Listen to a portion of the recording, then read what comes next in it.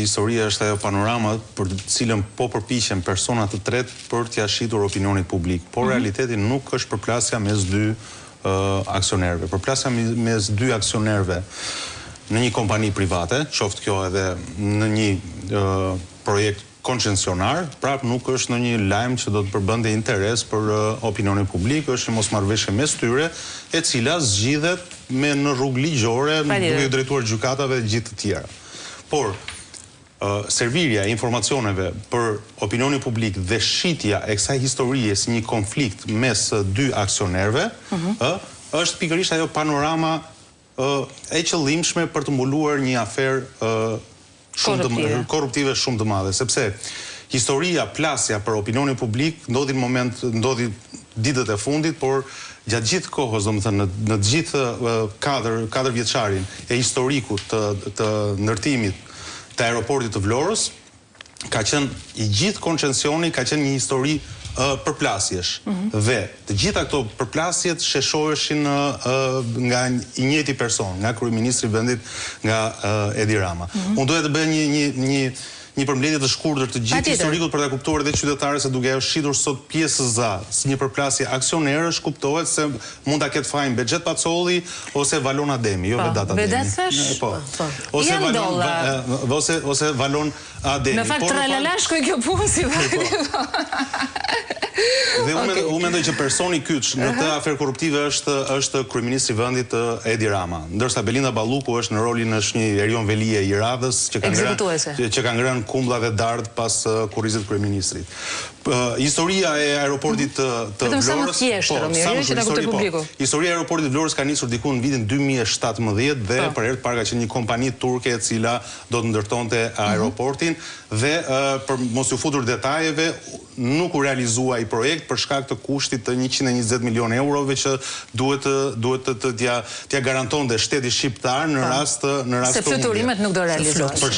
Për shkak nuk u realizua, më pas kishte një periudhë pauza që mund të ketë shkuar deri në 4 vite, deri në 2021 kur nisi procedura sërish edhe për ndërtimin e aeroportit dhe nuk kishin më kompani turke, por ishin disa personazhe të tjerë. Në atë kohë, këta personazhe i kemi parë shumë pranë kryeministrit.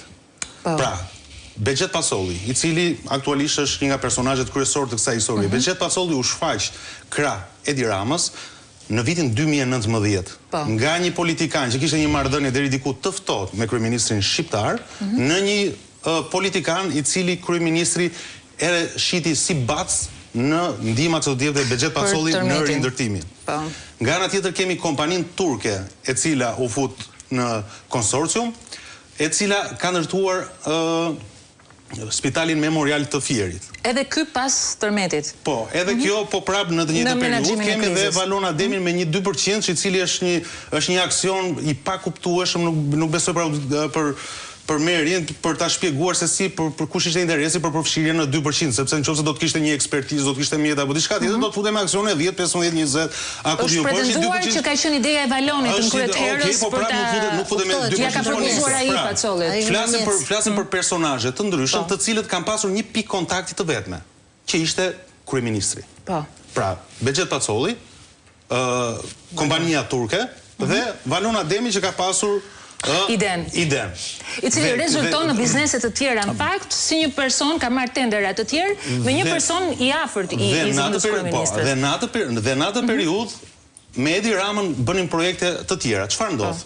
Për shkak të fitohet koncesioni dhe kompania turke e cila kishte ekspertizën dhe plotësonte pikën kryesore për fitimin e atij koncesioni. Pra atë nuk fitoi koncesioni. Nuk fitoi koncesioni pa kompaninë turke. Sa po merret koncesioni, fitohet tenderi, kompania turke tërhiqet dhe shiti aksionet për 4.200 euro, një shumë simbolike. Se jemi në periudhën që koncesioni është marrë, kredia është miratuar, se normal që është kusht, dhe tërhiqet kompania turke nga fitimi.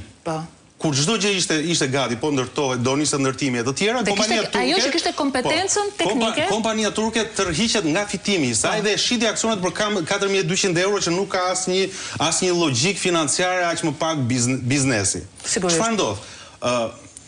është pjesa e procedurës që Belinda Balluku miratoi dhe kalimin e... Pra, kur ndryshohen kotat e aksioneve, do të një miratim nga ministre.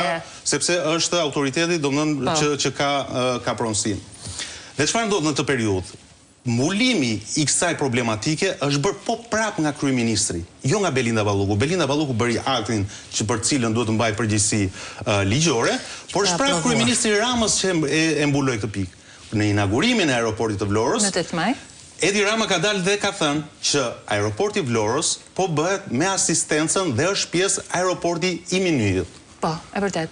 E ka thënë në atë periudhë në 2021 dhe e ka ripërsëritur në 2025. Po.